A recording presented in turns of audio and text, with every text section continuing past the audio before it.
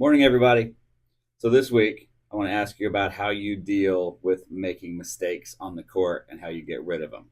I have a lot of players that will miss one ball and have this big dramatic reaction and the eye roll and all this anger over one shot, especially early on in a lesson or a drill or a match when it really doesn't matter. So, growing up as a kid, I had some problems with some anger, frustration, broke a bunch of rackets. I think one is in a lake somewhere in my hometown in Indiana.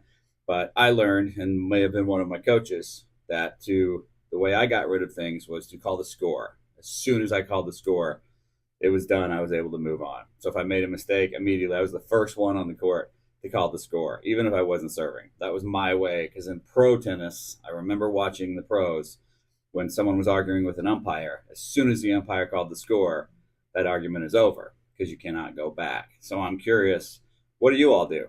How do you handle that mistake that's driving you crazy? You want to break something.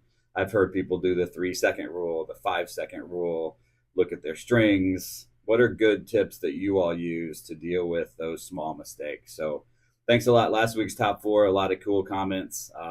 Very similar.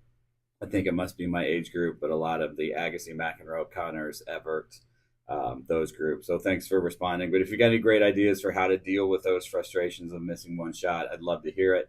And as usual, I'll talk about it a bit on my next podcast coming up. Thanks, everybody. Have a great day on the courts. See ya.